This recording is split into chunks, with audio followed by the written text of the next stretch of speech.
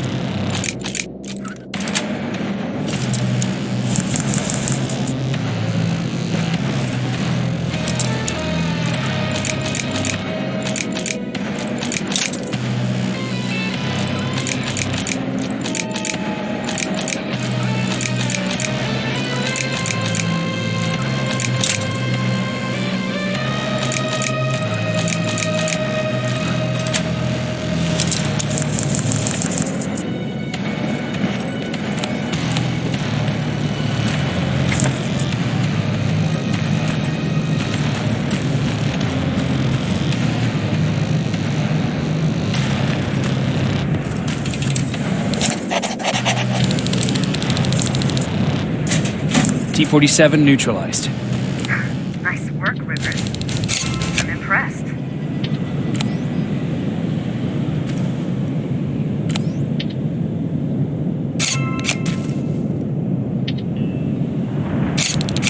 That's the last one. Good job with these pictures, Rivers. We're one step closer to preparing a counterattack. I'm starting to see...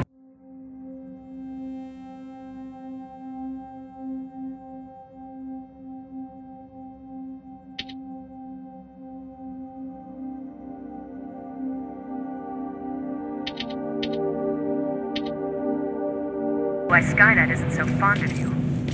Now get your ass back to the shelter.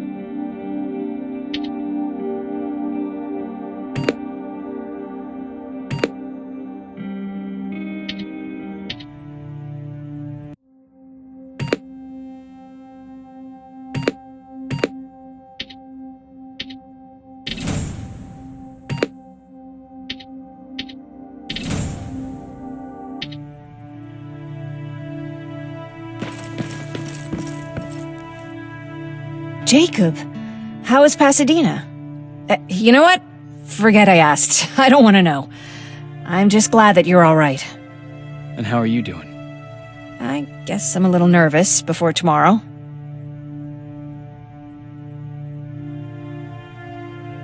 Aren't you curious about what happened in Pasadena? No. I think I'd rather keep that place in the past. Actually, I have a confession to make. I've never been outside of Pasadena until now. Can you believe that? That's not surprising. After all, that's where your home is. Where it used to be. Right now, I'm going to try someplace new to call home. I did my traveling through pictures and postcards that wanderers brought with them. My favorite had a little flamingo drinking water from a lake on it. Its long red neck curved like a snake. Patrick's mother gave me that postcard. It's funny how I never met my mother, but I was around to see Patrick's leave him. I thought Patrick was your brother. In our house, we were all brothers and sisters. But me and Patrick, we've always had this special bond. Felt what the other one was feeling. We'd even get sick together. I remember the day Patrick's mom brought him in. They were both tired and dirty, so we took care of them. Patrick was crying a lot. He was teething at the time. I think that was what scared her away. She just couldn't handle the crying.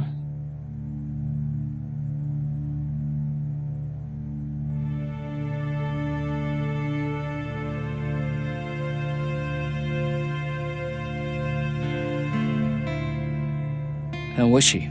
I loved her. For the time she was with us, I liked to pretend she was my mother, too. After she took off, I was devastated. But my father said, "You need to grow up. You have a brother now." So I burned the postcard. The little red flamingo flew up in flames. And I promised myself I'd never be weak again. But I guess we all need someone we can be weak with sometimes, don't we?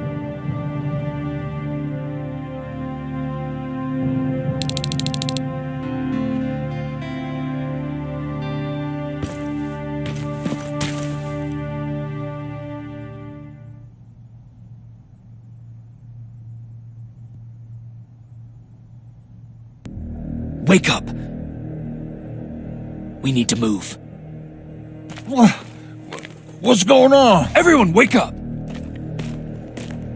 You need to get out of here. Who the fuck are you?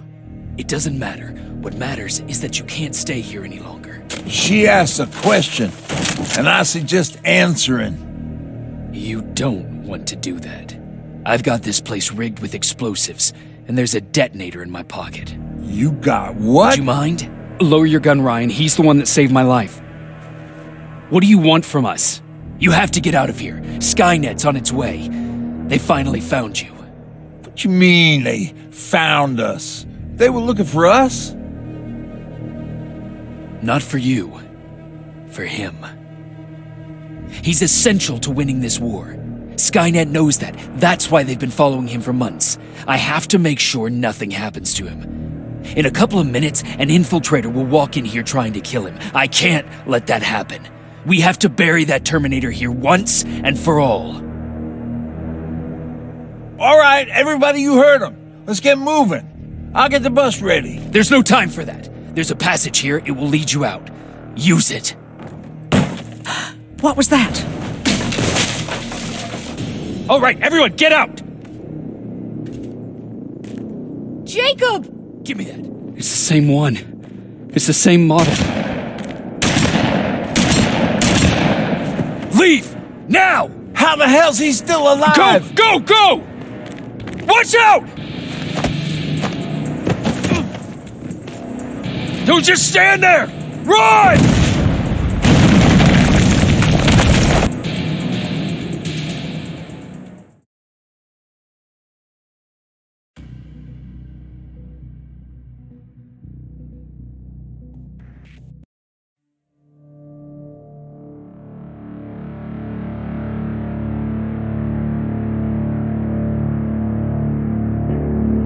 Baron listened to us. She could no longer deny that this infiltrator was a real threat. She decided to take everyone in, on her terms. The shelter was on high alert, but thanks to the intel I gathered in Pasadena, we slowed the advance of the Annihilation Line and gained some time. Just enough to start preparing the counterattack.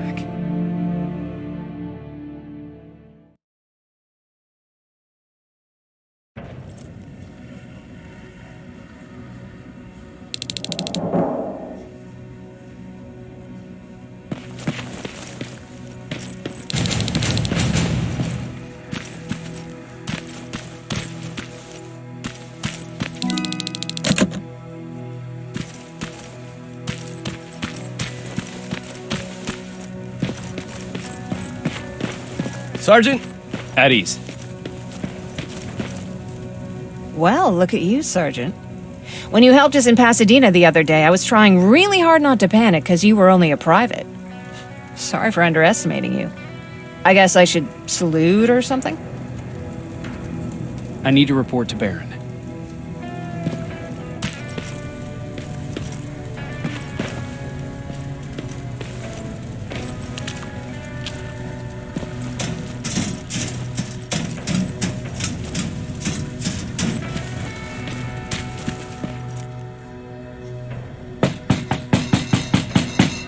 Rivers, DN 46890.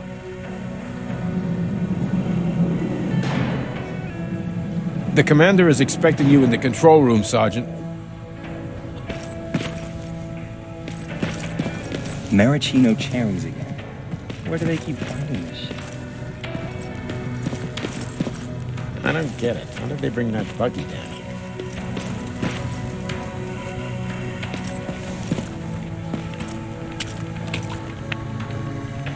I'm going out soon. I haven't made my daily quota yet. I still have a rat to catch. If you see one, let me know, okay?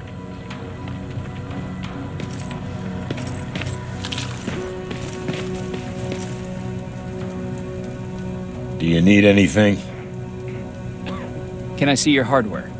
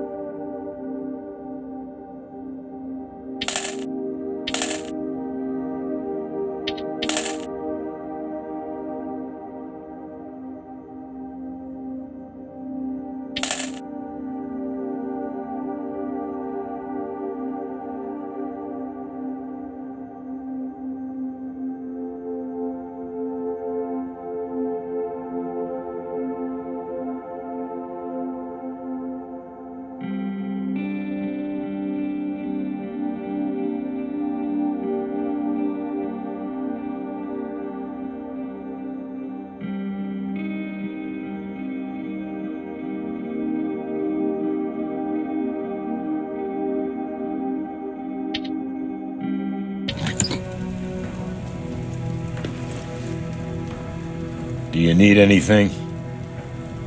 Can I see your hardware?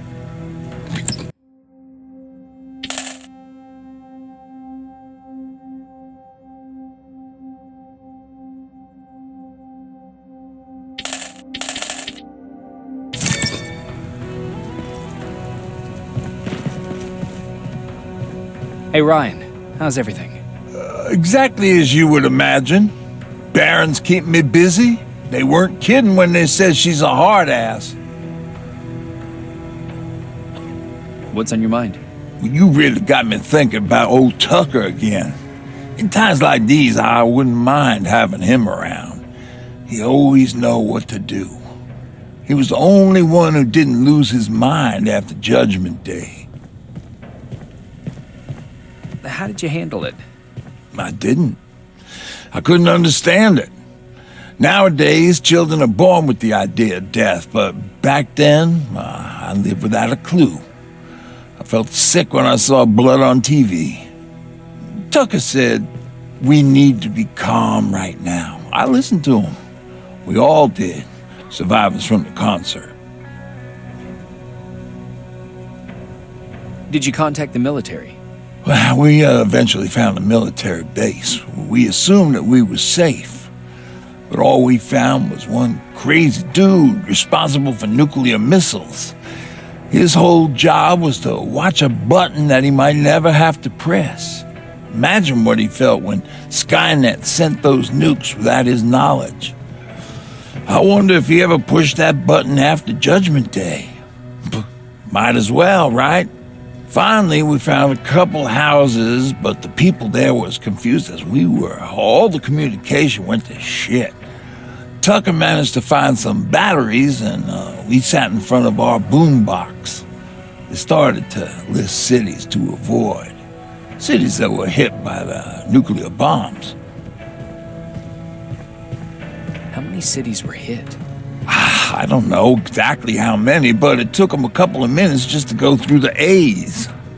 We looked at each other crying. We just wanted to go home and be with family, but Tucker said that for now, the safest place there is right where we were. So we decided to stay and start a camp.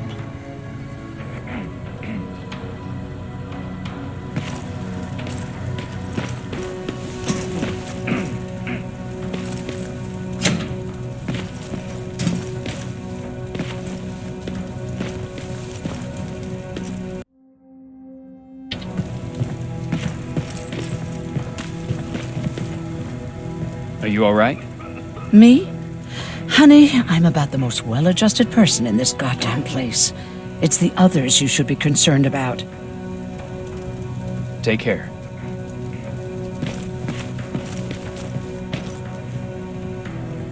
How are you doing? Good. Erin's going to let me leave in a couple of days. Thanks for bringing that chalk. I've been drawing a lot. I'd be so bored without it. I have to go.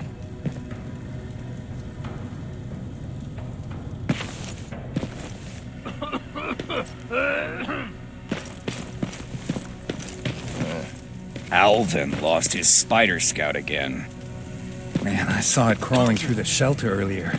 Almost gave me a heart attack.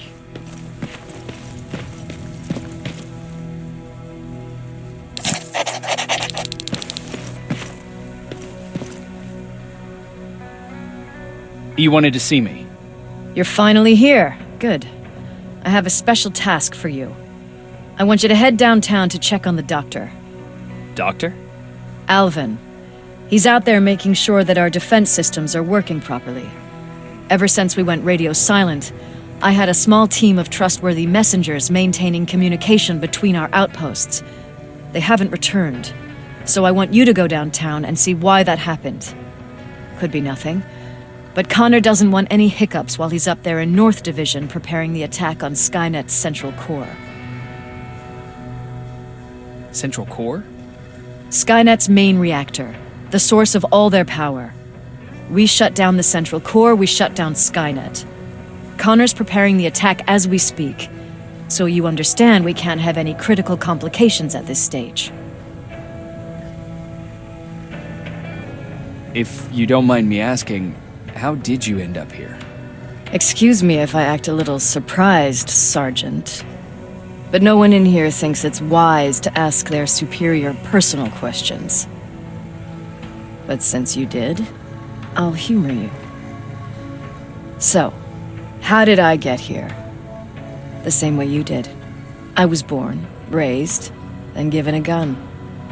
We don't really have a say in what we do we? Or do I assume too much? Was it any different for you? Why do you fight, Sergeant? It's the right thing to do. There's nothing noble in what we do. Humans were fighting humans since the beginning of time. It just so happens that right now we have a common enemy. If it wasn't for the machines, we'd probably be fighting each other.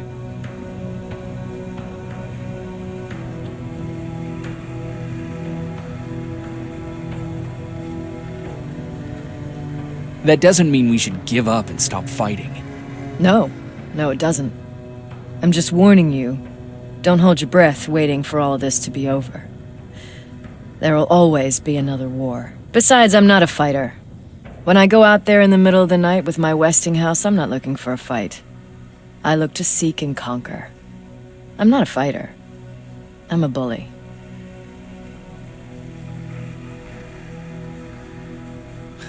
Who wants to be a bully?